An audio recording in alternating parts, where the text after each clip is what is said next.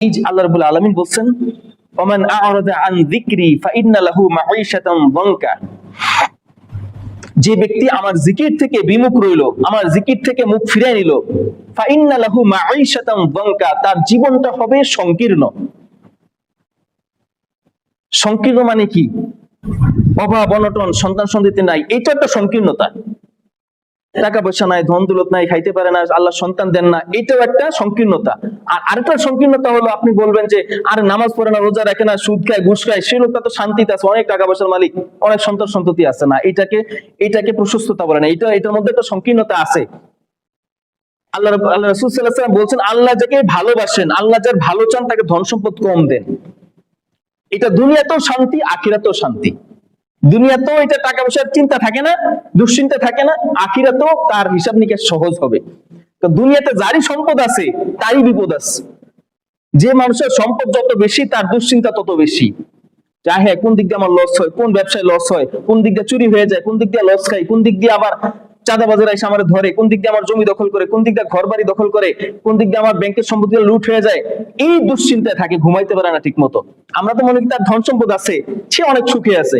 একটা বাংলা একটা কথা আছে, নদীর এপার বলে ছাড়িয়া নিঃশ্বাস, ওই পারে তো সর্বসুখ আমার বিশ্বাস। মানে নদীর এই পার সবসময় মনে করে আমার সুখ শান্তি নাই, নদীর ওই পারে সব সুখ। আর ওই পার মনে করে যে আমার কোনো সুখ শান্তি নাই, নদীর ওই পারেই মানে সব সুখ আছে। মানে যে সুখে আছে সে নিজেকে সুখী মনে করে না, মনে করে ওর সম্পদ আছে ওই সুখে আছে। আসলে না, যার ধন সম্পদ যত বেশি তার অশান্তি, তার দুশ্চিন্তা তত বেশি, এরা ঘুমাইতে পারে না ঠিক মতো। এই জন্য সংকীর্ণতা হলো ধন সম্পদ আছে কিন্তু খাইতে পারে না, সন্তান সন্ততি আছে কিন্তু তাদের দিয়ে কোনো শান্তি নাই। একজন মন্ত্রী, অর্থমন্ত্রী ছিল বাংলাদেশের, বৃদ্ধ বয়সে সে মামলা করছে সন্তানের নামে, তার সন্তান তাকে বাড়ি থেকে বের করে দিছে। খুব প্রভাবশালী মন্ত্রী ছিল, যার ভয় কেউ কথা বলতো না, অর্থমন্ত্রী, খুব বড় একটা পদ বাংলাদেশের। শেষ জীবনে গিয়া সে মামলা করছে থানায় গিয়া যে আমার সন্তান আমাকে ঘর থেকে বের করে দিচ্ছে। তাহলে আমরা যে তাকে এত প্রভাবশালী মনে করতাম, শক্তিশালী মনে করতাম, পাওয়ারফুল মনে করতাম, আছে কোনো মূল্য তার নাই, সুখ শান্তি নাই, অনেক সন্তান কিন্তু সন্তান কোনো উপকারে আসছে না, সন্তান কষ্টের কারণ হয়েছে। ধন সম্পদ আছে, ধন সম্পদের বিপদের কারণ হয়েছে। দেখেন নাই গত বছরগুলোতে হাজার হাজার কোটি টাকা যারা কামাই করছে, এই সম্পদের কারণে আজকে তারা জেলে আছে না? আমাদের সম্পদ নেই, আমাদের চিন্তাও নাই, ওইখানে ক্ষমতার পাল্লাবদল হইলেই এরা জেলে ঢুকে। আমাদের ক্ষমতার পাল্লাবদল হাজার বারো যদি হয়, আমাদের কোনো আলহামদুলিল্লাহ দুশ্চিন্তা নাই, কোনো ভয়ের কারণও নাই। হালাল পথে ইনকাম করি, হালাল পথে ব্যয় করি, সামান্য হইলেও সুখ শান্তি আছে। যারাই হারাম পথে আয় করে, হারাম পথে ব্যয় করে, ওদের ওই অশান্তি আছে। যদি আমরা মনে করি পাওয়ারফুল, ক্ষমতা আছে, টাকা পয়সা আছে, সন্তান সন্ততি আছে, আসলে তারা সুখে নাই। বুঝতে পারছেন কথা? এই জন্য সবসময় আল্লাহর সন্তুষ্টির জন্য কাজ করতে হবে।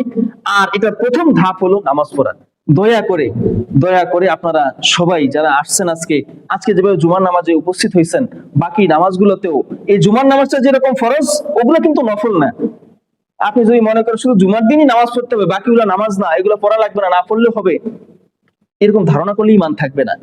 দয়া করে আপনারা অন্তত 5 ওয়াক্ত নামাজটা পড়েন, এরপরে বাকি যে পাপ কাজগুলো আপনার দ্বারা হয়ে যায়, এগুলো আল্লাহ এটা রসুলে মাফ করে দিবেন, অথবা আপনার জন্য তাওবার দরজা খোলা আছে, তাওবা করলে মাফ করে দিবেন।